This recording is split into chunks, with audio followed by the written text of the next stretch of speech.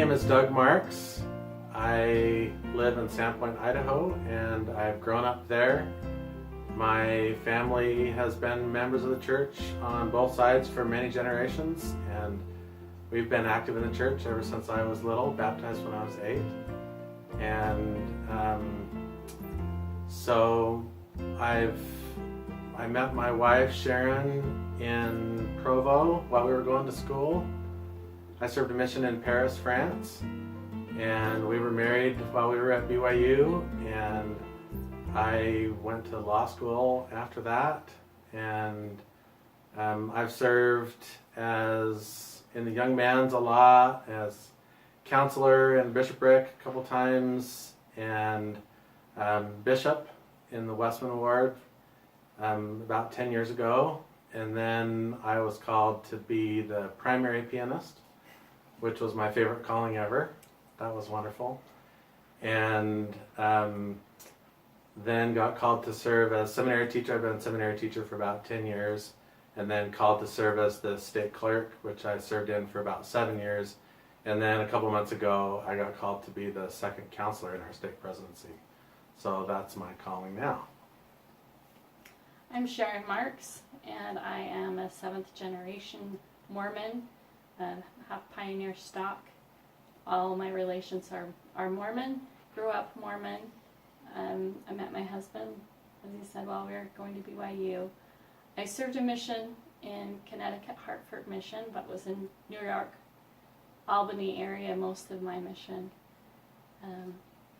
My callings have been in every auxiliary, in the primary, and young women. Spend a lot of time in the young women program and in Relief Society, and I'm currently serving as the first counselor in the Stake Relief Society presidency.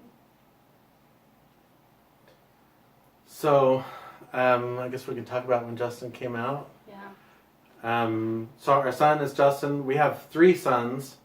Spencer is our first. He's 22 now. Mm-hmm. He's married to a wonderful girl, Stephanie. And Justin, our gay son, is an identical twin. And his brother, Greg, is serving a mission in Aruba right now. Justin's at UVU, going to school in Orem, Utah. So I still remember the night that Justin came out to us. I can remember we have all gone to bed already. We had our usual family scriptures and prayers, and we're climbing into bed, and Justin came into our room and said, "Can you come and talk to me down in the family room?" And it had been a long week. Early morning seminary gets us up at 5 a.m. and I was ready to go to bed. And I didn't understand the importance of what he was trying to tell us. But as he requested, Doug and I both went down in the family room, and when we got there, he handed us each a letter. And the letter told us that he was gay and promised that he still believed in the church and that he planned to continue on with being a member of the church and serving. He was at that time he was the ward organist. He was so worried about telling us this. I can remember he was just kind of pacing the floor as we read these letters, and as soon as we were finished, the first thing out of Doug's mouth was, "That doesn't change how much we love you. That doesn't change anything, Justin. We still love you, and we want to be with you through whatever this means." We didn't have any friends or any family that were gay or were any kind of gender difference. So we didn't have a lot of things to draw from, any resources to draw from. Before I had children, I was an interior designer and worked with a lot of designers, and most of them were gay, and so I didn't have any fear about who a gay person was or what this whole lifestyle looks like. I was a designer in Salt Lake City, so I knew a lot of them that had gone through this journey. Not that we spoke personally, but just they were my friends, and I knew that Justin was going to be fine. That the problem was trying to transition ourselves from who we thought he was and into who he really was. I remember tucking him in that night, and as I did, I walked through a teenage boy's room. It's typical to trip over something, but I remember distinctly that night tripping over a duffel bag. And I said, "What was that?" And he goes, "Oh, it's just a bag." But then years later, I found out that that duffel bag was full of his belongings, and that he was so afraid that we wouldn't love him anymore. That he had arranged for somebody to pick him up after he told us that he was gay. He had arranged for somebody to pick him up because he was sure that we were going to kick him out of the house. So I think it was a lot harder for me. It took me a lot more adjusting and trying to figure out what we should do. And I think Sharon was more comfortable with it more quickly, seems like. But we didn't know a lot of, there were resources out there, but we didn't know about them. And at the time I was our state clerk, and it was right in the middle, Justin was 15, it was right in the middle of when the Boy Scouts of America were trying to figure out what they were going to do with Gay Scouts. And so in our state presidency meetings, that had come up quite a bit. And we talked about it, and I had the impression, I really didn't know a lot about issues related to same-gender attraction, and I just kind of took the feeling, or I had the feeling that, well, if the Scouts let all gays in, then I'll bet the church is just going to leave the scouting program. And I don't think anybody ever said that in our meetings, but it was kind of, that was my feeling. And we had been talking about this in our presidency meetings, and so then when I came back to our presidency meetings after talking with Justin, after Justin came out, all of a sudden it went from the gays out there and to my son, and I just had to start to resolve all those things that I had thought that I knew weren't true about my son. And so it just started to this process of just trying to reconcile all those notions that I had, and with now my knowledge of my son, and over time the things that I learned about him just really changed me. And as the other members of the presidency, they were just so loving and helpful, and we spent a lot of time, hours and hours and hours, talking about it, and talking about our family and our state president. One of the first things he said, and we had a lot of personal conversations too, but one of the first things he said was, "Oh, I have so many gay friends, and there's something special. I don't know what it is, but there's something special there." And I've learned that there's really something special about I think our experiences with Justin now, being gay, but with other LGBTQ plus people, that just, I don't know what it is, but I know there's something special about Justin. He is, he's always been so thoughtful, and with all the cousins, he's a favorite with the younger cousins, and thoughtful, and he'd be the one getting up to do the dishes after dinner without being asked, and things like that. So there were all these things that I had to start resolving in my mind. And I remember asking Justin, it was early on, and I had a lot of notions that have changed since, but I said something like, you have the ability to choose what you are, whether you're gay or not. And he said something that really struck me. He said, Dad, why would I ever choose this? And he started listing some of the things that were really tough because of it. And it just made me realize, wow, that's really true. And then just over time, so many of my perceptions have changed, and I hope corrected. But it's been a long process. Yeah, it has been quite a process.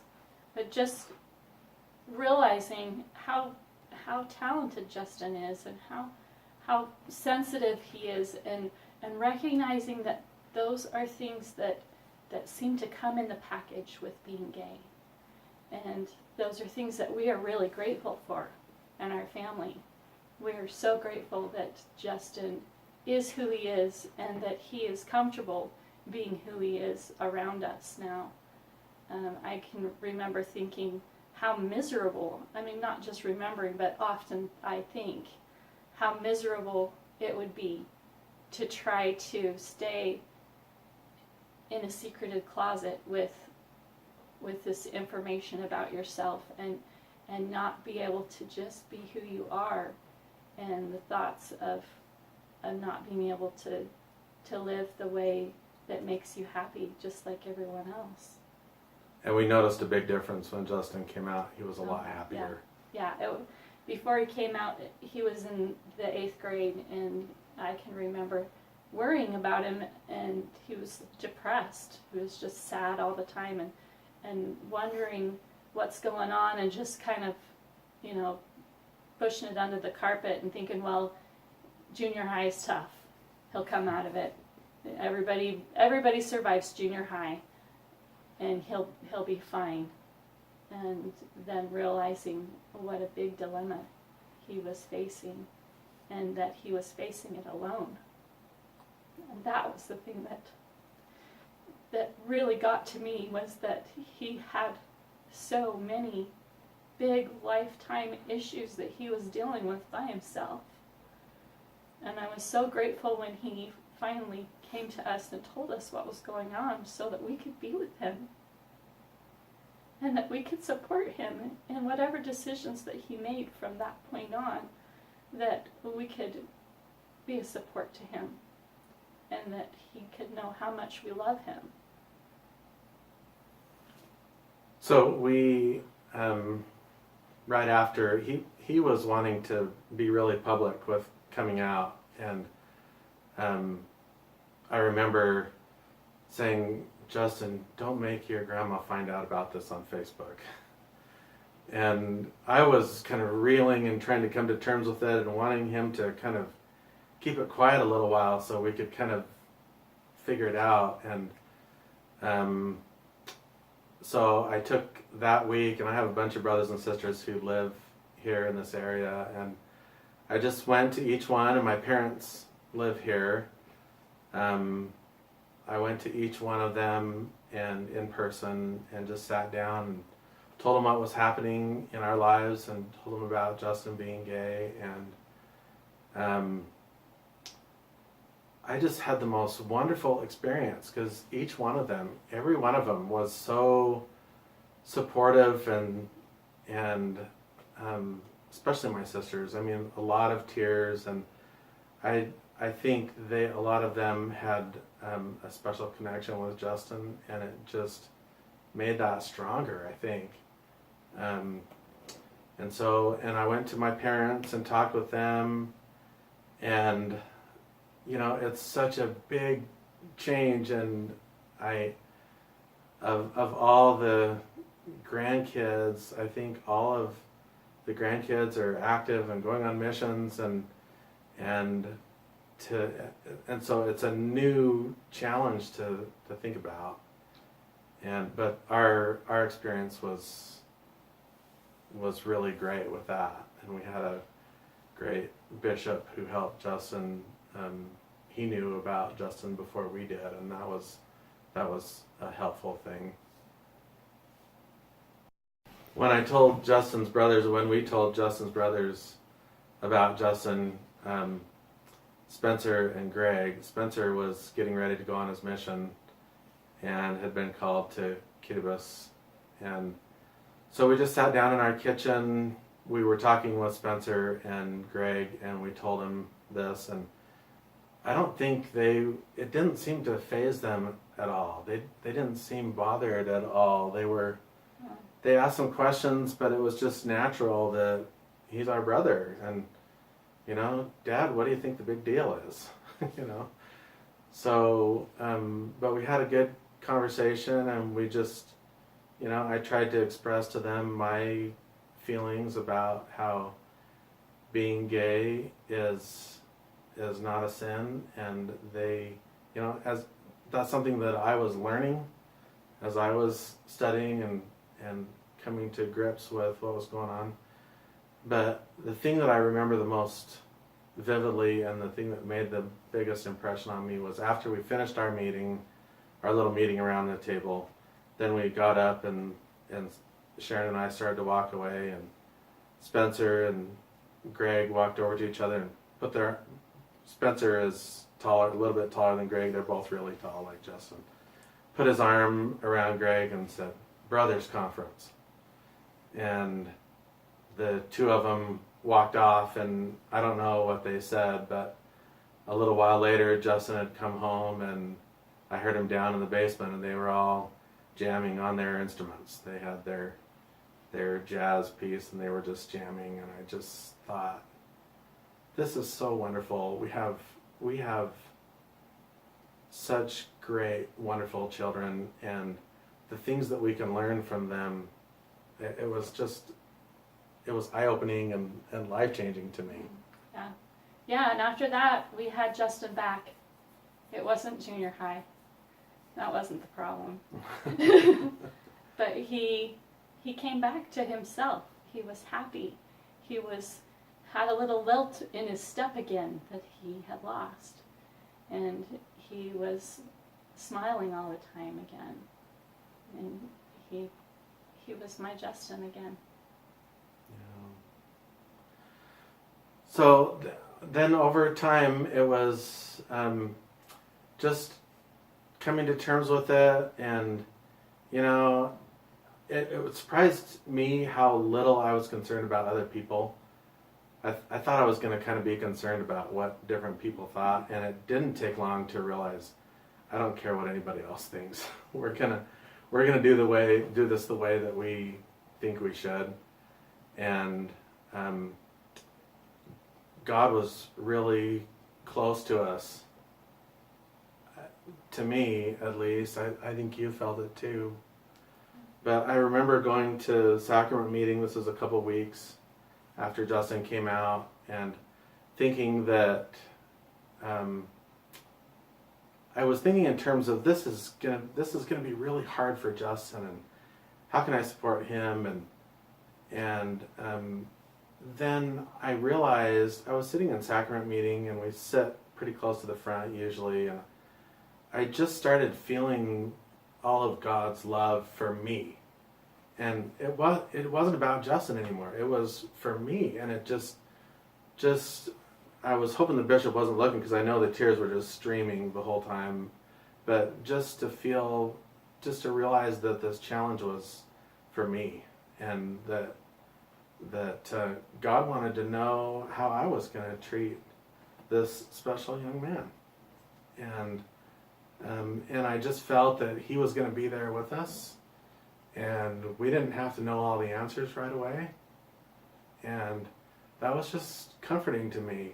And probably the biggest thing I would say to other parents is just be patient and know that God is there, and He'll help you. He'll help you. A lot of the hard things that we face are because we see life in a certain way, and if it doesn't fit that, then it throws us into a tail loop. And I think God wants to expand our vision, and sometimes He uses things that are hard for us to do that.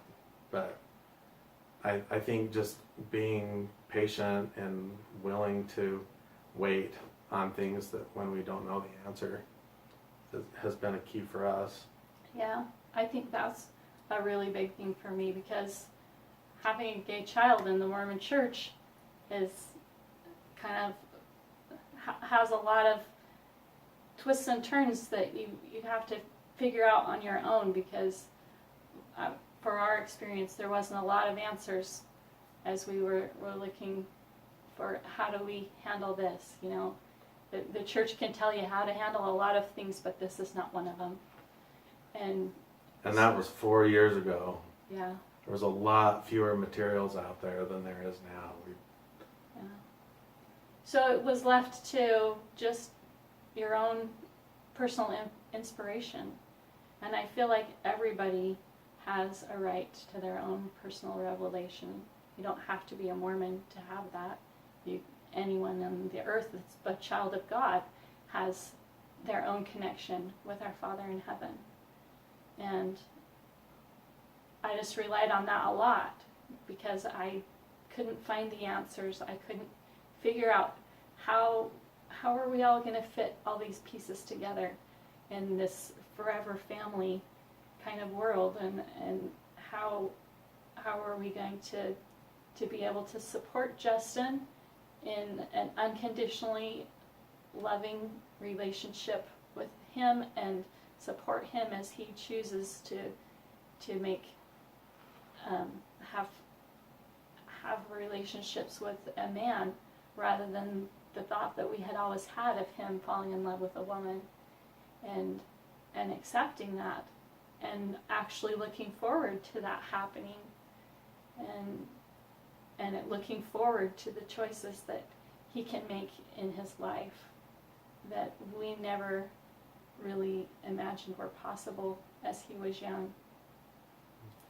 So I guess the point that I'm getting to is just so much time has gone into praying about how do I support my son, and what am I supposed to be doing in this whole plan, and questioning. And the answer came really strong one night, that just because I don't know what the plan is for Justin doesn't mean that there isn't one. That God does have a plan for Justin and for all of his children, no matter what their orientation may be. But God has a plan for all of them, because he loves all of them. And it's up to me to just have the faith to be patient enough to see how that plan is going to work out. And the longer it goes, and the more Justin grows up and gets older, the more excited I am to see what that is. Mm-hmm. I think there's something that we don't know that we will learn that will be very exciting for LGBTQ people. That we'll find out. We just don't know yet. And so in the meantime, our job is just to love him. Whenever I get worried about anything and I pray about it, the answer is always, always, just love him. And that's a simple thing to do, because he's so lovable. The other thing that has really been interesting is how this has brought us together as a couple. We've had other things that have happened in our lives that have been tough financially and physically, and all these things have just brought us together as a couple. And I wouldn't trade it for the world. I wouldn't trade this experience. I feel like a much better man than I was before, and I wouldn't trade it for the world. I agree. And so kind of returning to the story a little bit, as we were walking down this path and learning more, and of course we're hitting all the high points. There were a lot of really tough things that went on. We tried to continue to live the standards of the strength of youth. And of course, everything had to be reversed for Justin. Not only did he have to, could he not go out on single dates with girls, but now he also had to live with boys, or the same rules for boys, and so it was like double for him. And there are a lot of hard things that we experience too, and it's not fair to just gloss over those, but at the same time it was a good learning experience that I wouldn't trade. But as we got into it, I was continuing to have discussions with our stake president and in our stake presidency, and we started doing word conferences every month.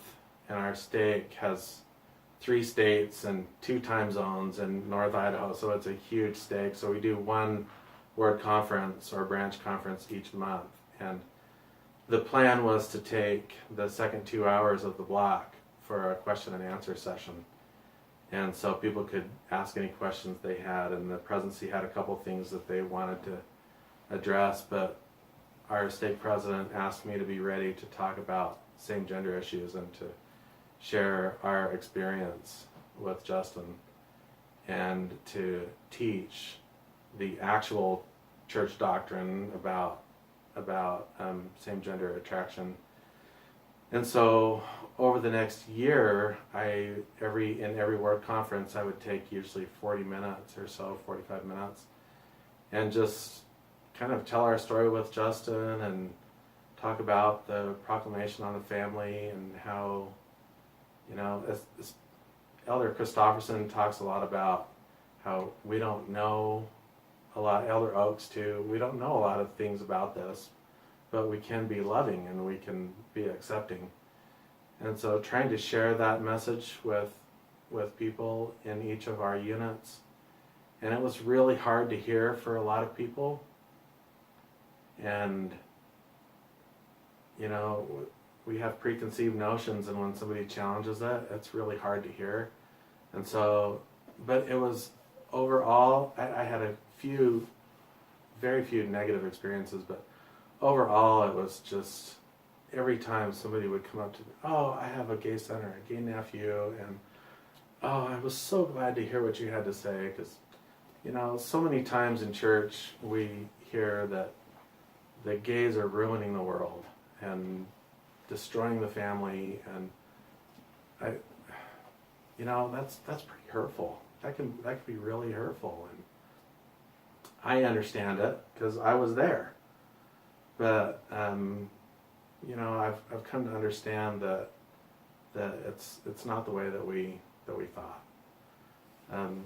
But that was just a great experience going to each unit and talking about our experience with all the members of our stake. And I still have wonderful people coming up to me saying, that was so courageous, and I didn't think of it as courageous, but it was hard.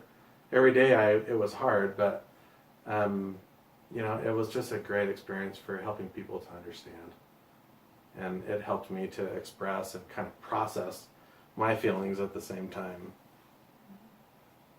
So, but one time, I've taken all the time.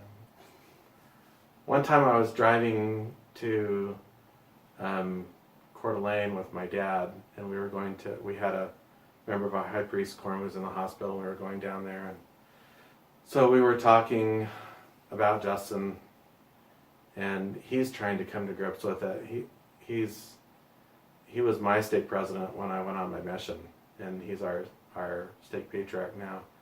But he said, Doug, this is a challenge to my faith. And I thought, wow, it's a challenge to your faith. My old stake president, my old bishop, and our stake patriarch, and of course he's not doubting his faith, but it was challenging him the same way that it was challenging me to come to grips and make things fit. And it kind of shocked me at first, and then I just had this feeling that it was almost like a voice in my head that just said, it was the Lord saying, this is what I want to have happen. And I think the Lord wants to challenge our faith, and He wants us to question and build, and not just assume everything that we knew since we were little children. You know, He wants us, and in my case, I really had to strip back everything about my faith and go back to really what it is and what it means. And my testimony has really gone back to the Book of Mormon, and my testimony of the Book of Mormon and the gospel of Jesus Christ, the really pure gospel of Jesus Christ, and repentance and forgiveness and being able to change. So that was really a positive experience for me. I think it's been a challenge to my faith too. Not that my faith has been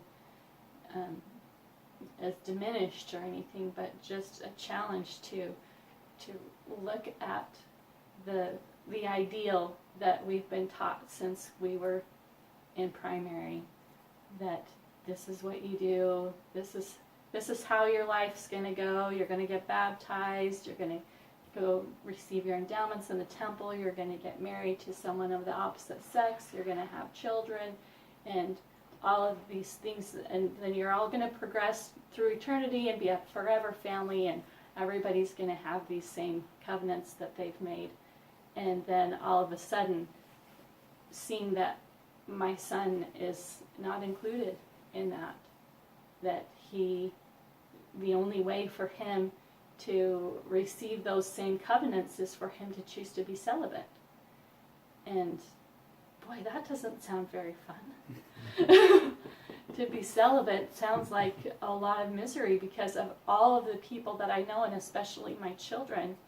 Justin has the biggest heart and the biggest desire to be loving and affectionate, and to deny him of that's so ingrained in him. That just sounds so miserable, and just I still don't understand how that's going to fit together. But whenever I get to that point where I just can't reconcile this, I look at Justin and how happy he is now that he's come out and that he has a relationship, a loving relationship with another man, and I look at the prospects for his life, and I come back to that answer that I received so long ago, that just because I don't know what the plan is doesn't mean there isn't one.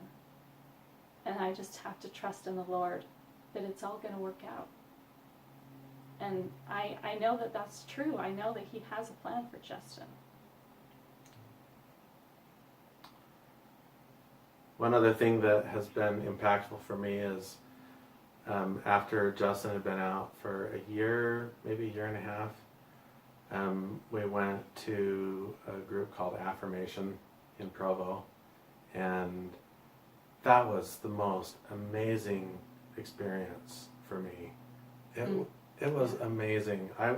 I was going thinking, okay, it's going to be a bunch of people that are going to be critical of the church, and it's going to be this negative, bitter thing, but I wanted to go because Justin wanted to go, and he had friends that were going to be there, and so we just did it, and we walked in. I didn't just do it. I was excited to go. Yeah. Okay. I took you along. This is pretty typical. Her dragging me along and me being glad that she did. But we walked in, and it was warm, welcoming smiles and a name tag, and we walked into our first meeting. It was the introductory session, you remember that? Mm-hmm. And they had the whole board up in front, and it was all these people who are so different from me. And I'm generally a pretty nice guy. People tell me I'm a nice guy, but it was hard for me. All these people who are so different, and I was watching, and one of the board members stood up, and he said, "I'm gay," and he he looked, to me, he looked gay. He had mannerisms that I thought of as gay. But he had this huge smile on. He was so happy. And he said, I'm trying to live my life so I can go back to the temple. And he talked about his mission. And then we just heard story after story of people who had tried so hard to change and had been on missions, and then they had some that had done conversion therapy, and so much struggle and effort, and it just started to dawn on me more and more that it was not what I thought it was. We were in one meeting, there were about 800 people in it, and it was all the LGBTQ plus people and all of their support, their family and allies. And we were singing Come Come Ye Saints. And it was the most incredible spiritual experience that I'd had in a long time. And I just felt, I remember walking in the hall and outside of the meeting room, and I just had this feeling, if Jesus was here in Provo, he would be right here. These are the people that he would be with. There was so many humble, happy, struggling, people trying to come to terms with both people who had been excommunicated from the church, people who are coming into the church, people trying to stay in the church, people not in the church, and everybody was just, it's okay. Let's do what we can for our faith and be together and strengthen one another and who we are. So we've gone back the next year and just have had such a great experience. One of the people I talked to was Tom Christofferson, and I said, Tom, what do you think is going to happen? He's gay and was out of the church for a while and now is back. And I said, what do you think about what's going to happen in the next life? And because I have thoughts, I try to figure that out. And he said, like so many other people that I have met, he said, I don't know. I know that God loves me. And I know that whatever he has in mind is going to be so wonderful. He said, I don't really think that the family, the way that we picture it, is going to be exactly that way. I don't think that women would enjoy a salvation or an exaltation of being pregnant for 9 months through eternity, which kind of hit me. Oh, maybe it's going to be a little different than we think of. But, just, I know that God loves me. Whatever he has planned for me, I'm going to try to be faithful and do my best, and I know it's going to be wonderful. And that's kind of how I see the future for us. I mean, I see Justin doing so many things, and just like he did before, he is out there serving and just flourishing and helping other people all the time. And I'm just so proud of him all the time, and looking forward to our life with him in the future. And it adds so much to our family to have somebody who's different. It really does. I used to think, oh, diversity, that's a political term, and I would poo-poo the idea of diversity. But man, it's so true. Having differences in our group, in our church, and in our families, it just strengthens us. It makes us so much better when we have people who are different that we love and have our arms around. So one of my favorite quotes from General Conference is President Uchtdorf. And it meant a lot to me when he said that, this was in April of 2017, the more I come to know my Heavenly Father, the more I see how he inspires and leads his children. He is not angry, vengeful, or retaliatory. His very purpose, his work and his glory, is to mentor us, exalt us, and lead us to his fullness. And then a little bit later he says, I don't believe God wants his children to be fearful or dwell on the evils of the world. For God hath not given us the spirit of fear, but of power and of love and of a sound mind. And I just love the positive, we have challenges, but we're going to be okay. And we just need to have faith and keep moving forward. I love President Uchtdorf for that. And the love that he just oozes, all the time. One thing that has helped me a lot through all of this is to remember that you don't have to see the whole path in front of you, but all you need to know is where the next step is. And the hymn, Lead Kindly Light, has the line in it that says, "One step enough for me." And I try to remember that when I get overwhelmed with how to put all the pieces together and finding that they don't fit very well.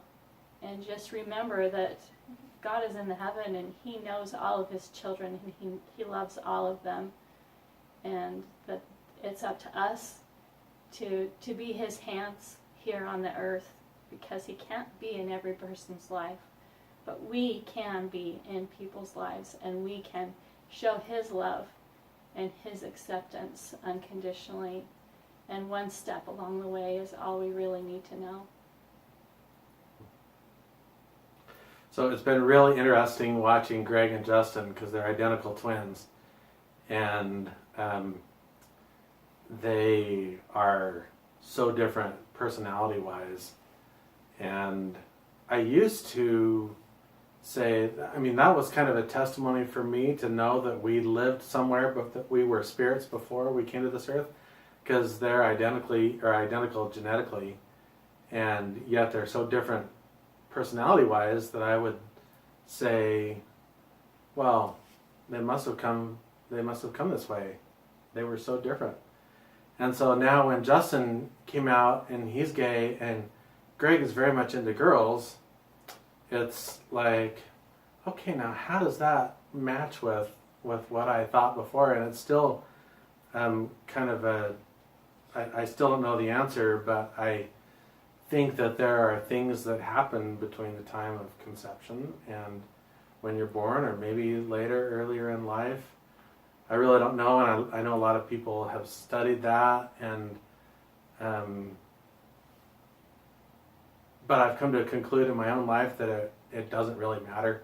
I know that Justin didn't choose it, and I know he's gay, and I know that that's a positive thing in our lives, and so I don't feel like I have to know all the answers. The two of them, even though they're so different, they have a lot of the same talents and a lot of the same interests. They were both very musical from the time that they could utter a sound. They sang before they could talk. In tune with each other. Yeah, it was so fun when they were babies.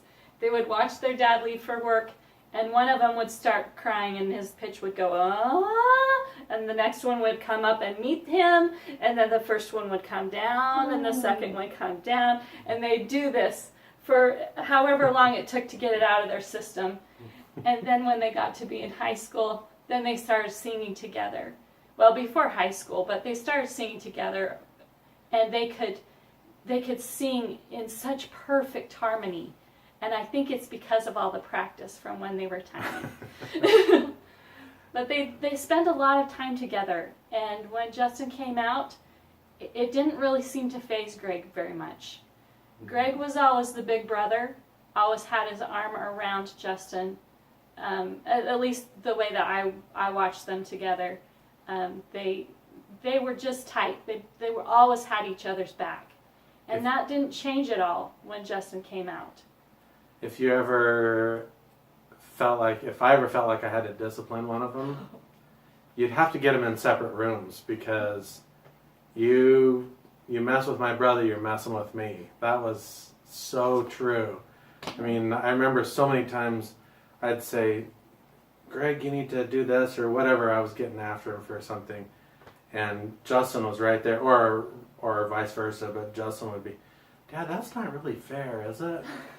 And so it was like, you had to, they're just so tight and so together, and they had their band together with their cousin Christian, the Bay Boys, and Spencer, and they just did everything together. But they were very different too. I mean, we had nicknames. We called Greg Hoover because when he was really little on his tray, when he was done with his food, in his high chair, and he was just messy, food all over in his hair, and when he was done, he would just go like, and all the food went everywhere, and then you'd take him down and wipe him up, and then he would go around and pick up all the food. I hope Greg never watches this, but he would pick up all the food and eat it until you stopped him, so we called him Hoover. So while you were taking Greg to the sink to wash him up, Justin was unbuckling himself out of the high chair and standing on top of the tray. Yeah. So we called him Houdini. Because you could never, no matter how tight you did the buckle, he could always get out. And it was just, and the two would help each other. One would push up a chair, if something was too low. One would push up a chair or a bench, and the other would climb up to reach whatever it was. It was like a group mind. Seems like, they just were together and still are. Greg went to BYU in Provo, Justin went to UVU, and they're doing their own thing. They're independent, but when they're together, it's like never left off. And so we feel so fortunate to have those two. Yeah. We're just so lucky to have such great kids. We also, a lot of people feel like they can't stay in the church when they have a child who comes out. And I have reflected on that a little bit about why it's been different for us. Because I really get that. I understand that. It really is painful when you go to church and somebody's talking about the evils of the world. Maybe this is why I like that quote by President Uchtdorf so much, but talking about the evils of the world, and a lot of times it's the gays, that get the brunt of everything, and the family's being destroyed because of them. And I remember just sitting next to Justin in church. It's hurtful enough for me to hear that, but sitting next to Justin in church and just feeling, he has a personality that's just out there. His spirit is just out there, and you can feel it when he walks in a room. And just feeling that just shrinking around him when people would say stuff like that. And that can be really hard to go back and take that. And people not understanding the actual, the positions that the church has. I know some are hard, but others are very loving and accepting, and people don't sometimes understand that. And so I really get not wanting to go back to church, but for me, I just, we've always have read our scriptures with our family and had family home evening, and we have all these traditions, especially at Christmas. We have traditions that tie us together and to the gospel and to the church. And I've just had so many experiences in my life where I just have this strong testimony. I just know it's true. And I've seen things that people would call miracles, that I know that the gospel is true, and I know that the church has imperfect people, and we need to change and we need to get better. But I don't feel like I need to leave the church. I think because of all those experiences, and because I see what a positive influence it can be, and maybe we're not there yet as a church,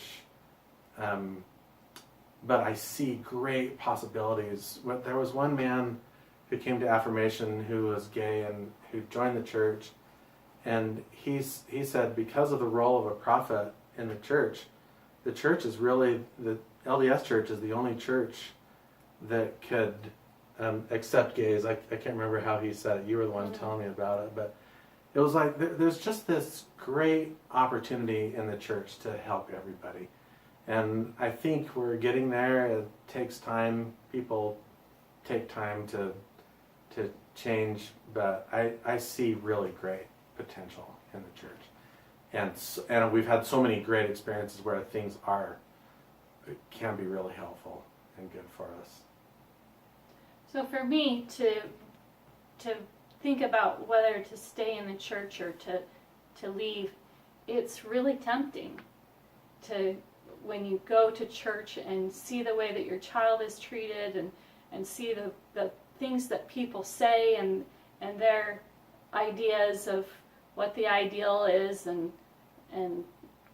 it's disappointing that people who profess to be disciples of Jesus Christ can be so hurtful.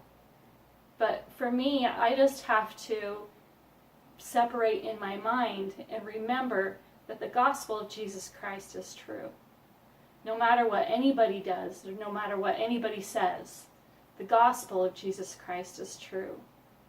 And the church, it has the people who are trying to live the gospel, but the people are not necessarily always true, and the people are trying.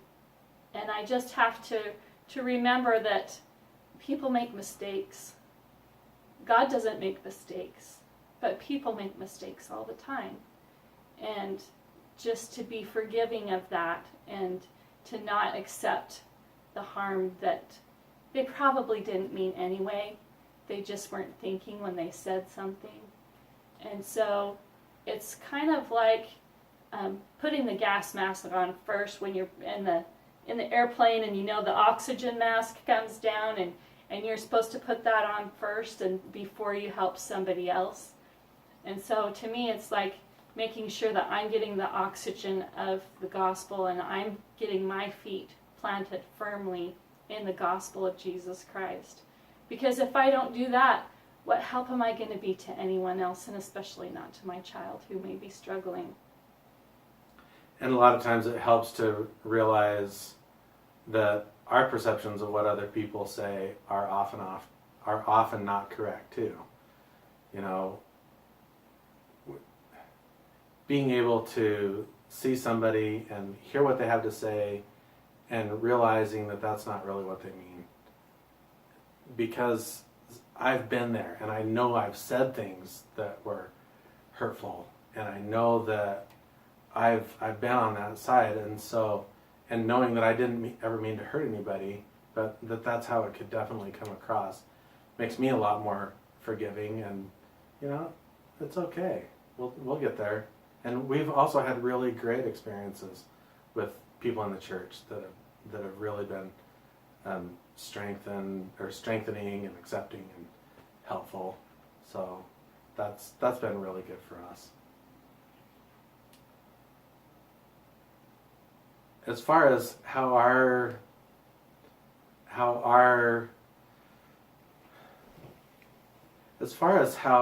our approach to Justin has helped him to be successful, he's doing great, and he's not going to church, and he feels differently than we do about the church, and that's okay. He's doing great, and I think that maybe he would have been okay with any parents. I really feel like he's a special young man and has been. But I think it's also been helpful that we've been able to communicate about how we know that we're not perfect and that we have mistakes that we make too. And it's been a process of kind of coming to this place where we appreciate him. He really appreciates us and respects us. I remember one time he did not want to do, this was really early on, he did not want to do something that I was insisting that he do. And it was probably something to do with strength of youth standards or something. And he just turned to me and he said, "Dad, I don't agree, but out of respect for you as my father, I'm going to do it." And I just, how many teenagers are going to say that? I mean, those are the words he said. And so that makes me think that he would be okay in pretty much any situation that he was thrown into. But hopefully we had something to add, and I think that we've grown together a lot. So I'm Justin, the gay son of Sharon and Doug Marks. Like we've said before, I have a twin brother and a older brother, Spencer, who's married to a wonderful girl, Stephanie. I have been really lucky to have really awesome parents who have been really devoted in their church callings and in their family. And so I remember coming out, and I was really scared because most of the stories that I've been reading about people coming out were from the 80s. And coming out in the 80s was different than coming out in the 2000s. And so I did have a backpack, and I was really worried, but as soon as I read the letters to my parents, or my parents read their letters that I gave it to them, they just welcomed me back as their son. They knew more about me now, but I was still their son, and like they said, that my being gay didn't change anything at all, and that was huge for me. And that support really continued later into my life. So while everything wasn't perfect when I had just come out, I think my parents did a really good job of supporting me and making sure that I felt loved.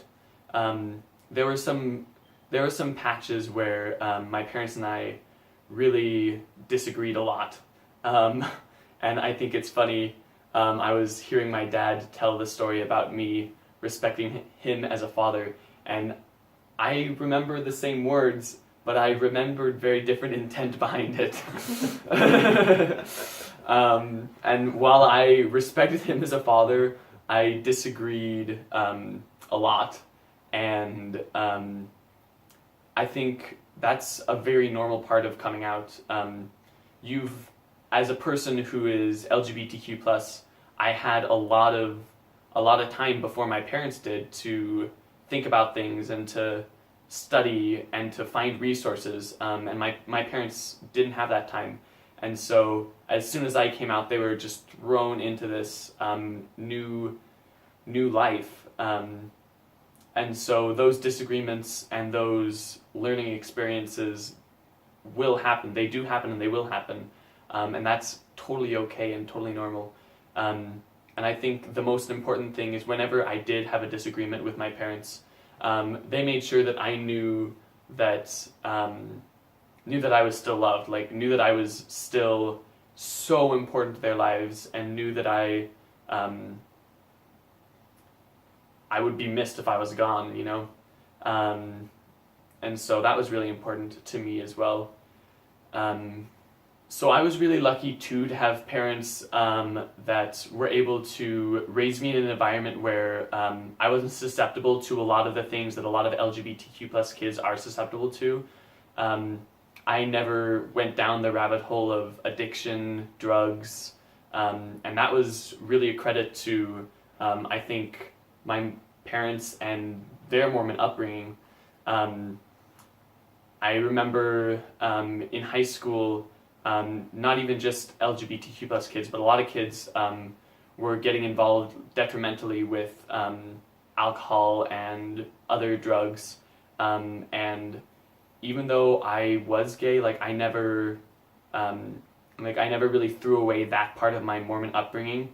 I was never going to parties and getting so drunk and driving home drunk, really dangerous things that, because LGBTQ+ people are so often alienated from their families and alienated from their systems of support, they often, get into. And so I think that was really important because my parents were always there for me, and were always just trying to help me to have all the advantages that I could possibly have as a young man in San Juan, Idaho. Well, we didn't treat you any different. You were just the same kid, whether you were gay or not. You were the same kid. and we had the parties at our house because your friends were our friends. Yeah, that's true. I remember that we'd always have parties here, and they were fun. We'd do movie parties. We'd do popcorn. We'd make a lot of popcorn. And it seemed like eventually there was almost two groups. The groups kind of mingled, but there was kind of a Mormon group. Oh yeah. And there was a drama group. Seems like anyway. And sometimes they mingled, and they were friends together too. But you know, there was different groups that would be here at different times, and we loved them all, and still do. I'm walking with all of my friends and family in the Sandpoint Stake as we try to be better people and love one another the way that Jesus wants us to. We're the Marks family, and we'll walk with you. I'm Glenn Marks, and been in the church for all of my life. I come from probably 4 or 5 generations of Mormons that came across the plains, and my mom and dad were very faithful in the church. They struggled with a few things, but they raised us in the church. Linda and I went on our first date when she was 12 years old, and then we didn't do any more dating until after I got 16, and then before I left on my mission to New Zealand, we were engaged to be married. And 16 days after I got home, we got married in the Logan Temple. We have enjoyed our lives in the church with lots of activities, from everything from Sunday school teacher to stake president to bishop twice, and now a stake patriarch for 10 years. And I'm hoping that lasts for a long time, because that's the only one you get out of. You have to die in order to get out of it. I don't want to do that. The church has meant a lot to us. It definitely is the purpose of our life. We really feel strongly about the different ordinances and the covenants that we've made in the temple, and feel like those are that's bedrock to our belief. So that's kind of where I'm at. So. Yeah, and I'm Linda. We're the parents of 8 children, and we have enjoyed our family, and now we have 20 grandchildren who we adore, every single one of them.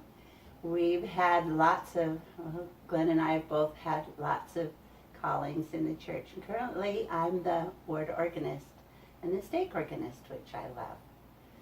So that is one connection, that music connection that Justin and I have, our grandson. He has been a great joy in our lives since the time he was little. He and his brothers, along with the rest of the brood of our grandchildren, we have enjoyed 100%.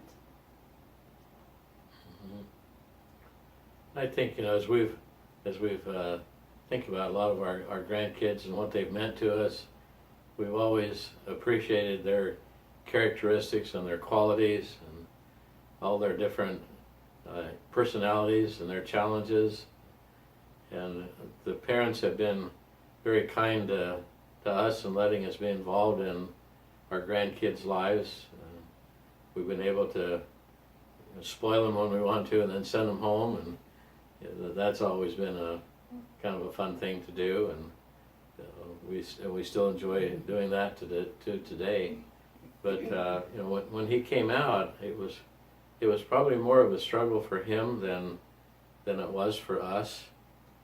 We've always, his characteristics that makes him such a wonderful person were characteristics that he had that prior to him expressing his sexual orientation. And I think Linda and I have been fortunate to have had experiences with different kind of cultures, and having a daughter that married biracially.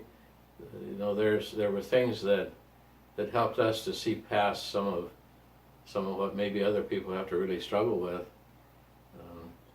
Recently I found something that really affected me. It was an autistic boy that was singing a song, and in the song it said, I open the eyes of my heart because I want to see you.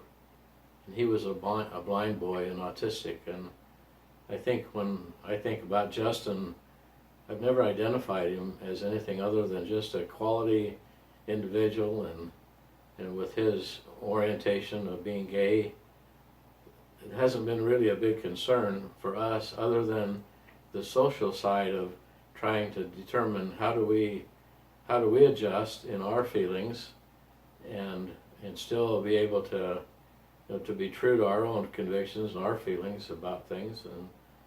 And I think that Justin has been very patient with us. He's been willing to be open with us and listening to the things that we, you know, have, what we feel, and the way we try to not interfere in his life, but yet ask enough questions that he knows that we're concerned about him and what our relationship is. Are we treating him in such a way that he knows that he's very, very important in our existence?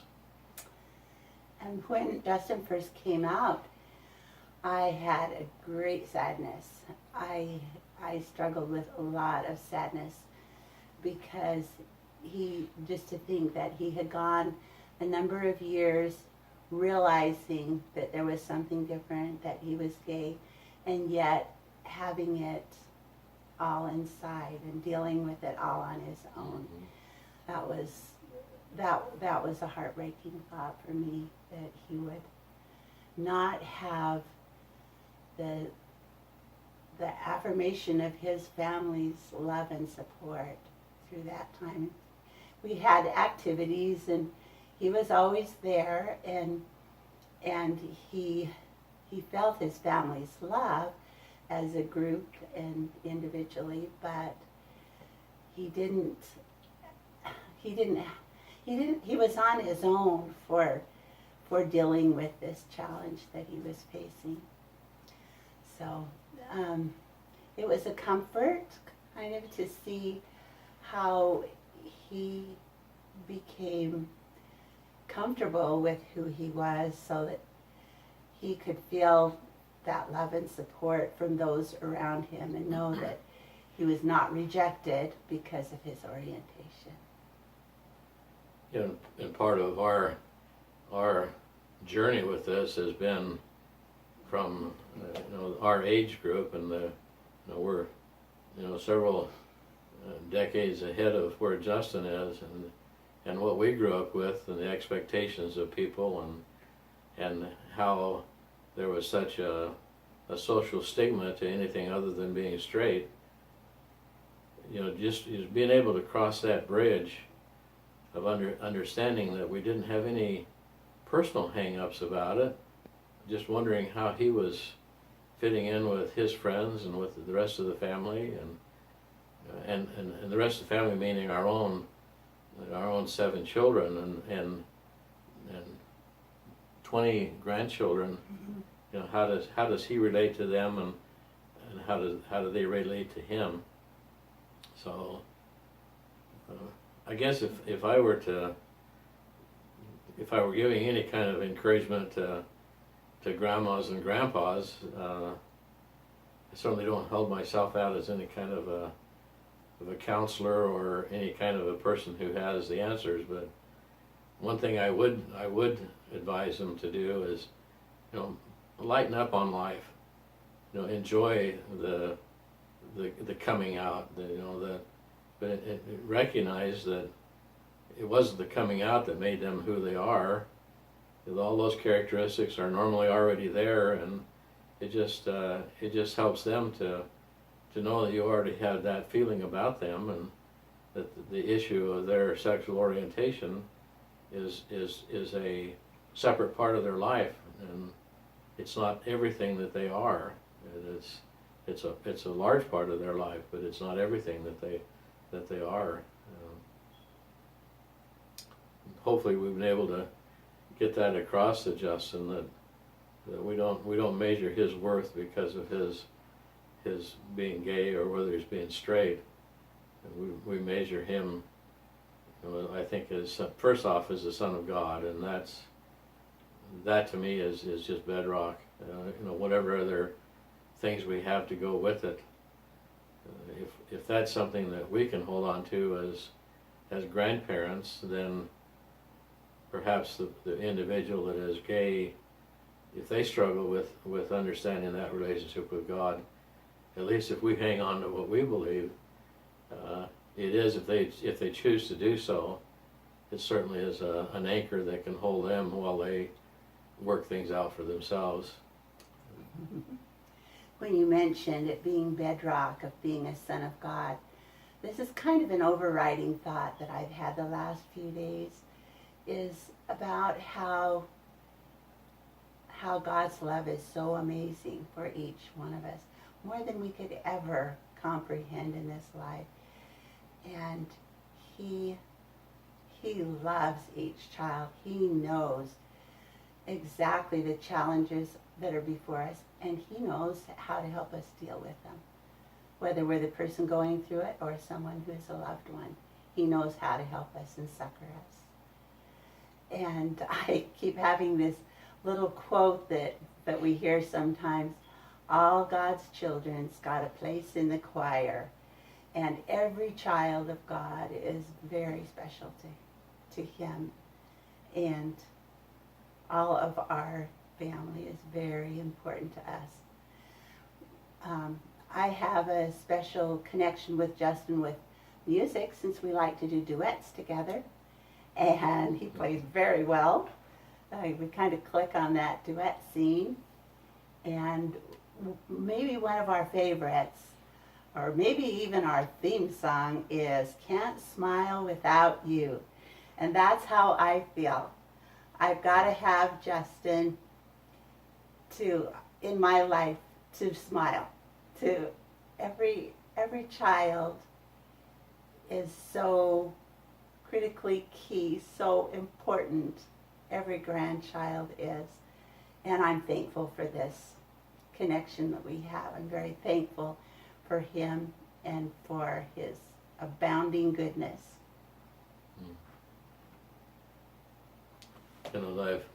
I've sat in some high priest group meetings, and and watching that age group of men when they're attempting to try to figure out things that are happening in the world today that is so different than when we were growing up. And there's a quote that I found that I'd like to just read it so that I can get it all there if I can.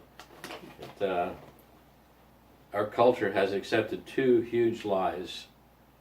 The first is that if you disagree with someone's lifestyle, you must fear or hate them. The second is that to love someone, you agree with everything they believe or do. Both are nonsense. You don't have to compromise conviction to be compassionate. I think that's something that our society really struggles with, and I particularly see that in my age group of men of trying to come to grips with something that is in public more. I don't know how much different it was in our own when we were growing up, but the publicity of it and the attention that is brought to it, we seem to have to polarize, and that just doesn't have to happen. We can say, and it's kind of an old trite statement, we can disagree without being disagreeable.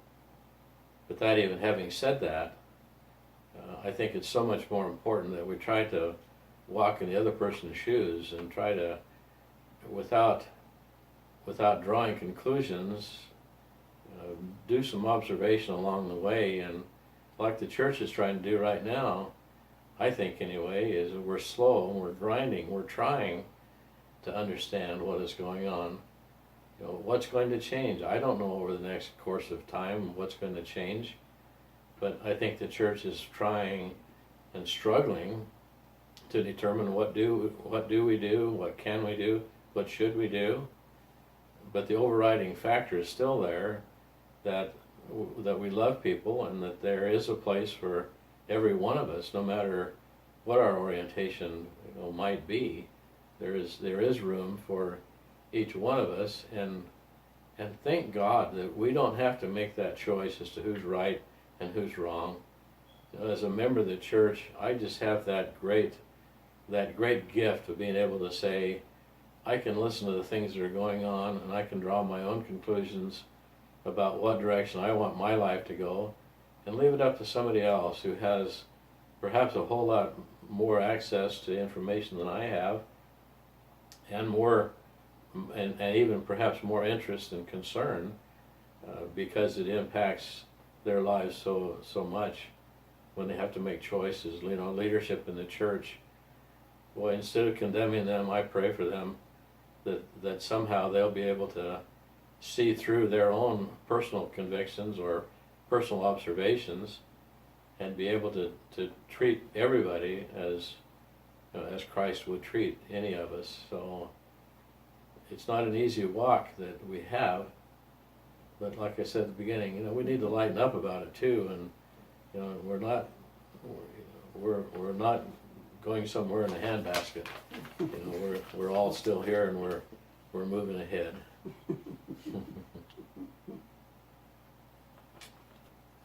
So I remember when I came out, and I was really worried, especially about Grandma and Grandpa, because they are older, and I know that for the older generation, LGBT people are sometimes harder to grasp.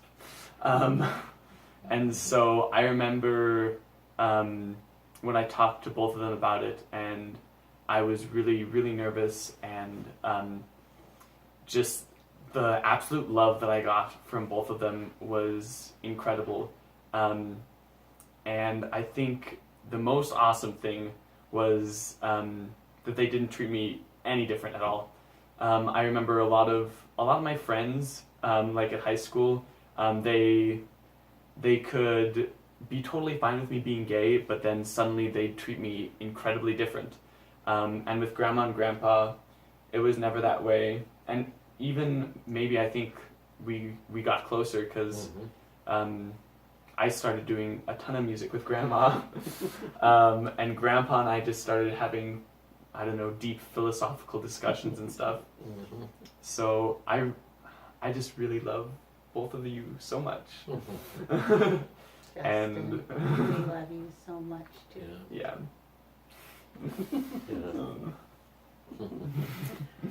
I remember when we were sitting in the chapel and we were talking, and just the feeling that we had toward you, and when you talked about you knew that God loved you, and I think at that point there was a confirmation for me to know that you were going to be okay.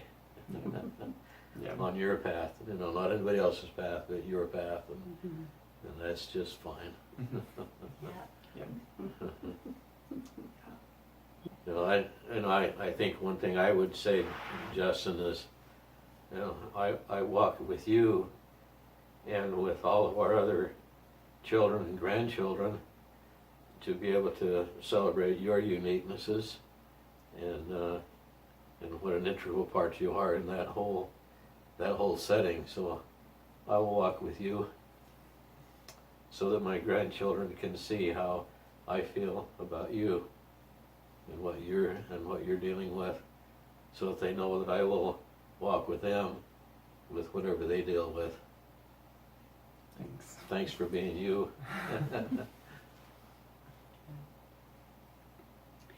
As we go through our walk in this life, we encounter so many different people, and I feel very, very strongly that we need to let each one of those know through our actions with them that God loves them. Especially, we go through our lives, and especially everyone seems to have a special challenge. We're talking about the LGBTQ right now, but as I go through my life, I would like to exemplify God's love for others. As we go through our lives, one thing I'm sure of is that God walks with us in the challenges that we have. And so in our support of one another, we can walk with one another. We can show each other God's love by showing our love. And Justin, you're easy to love. I will always walk with you. Thanks. I'm walking with all my wonderful family members and friends in the Sandpoint Stake as we learn to be better people and more loving of everyone around us. I'll walk with all those who want to be a better support to those in the gay community and that want to love all of those as our own brothers and sisters. We're the Marks family, and we'll walk with you.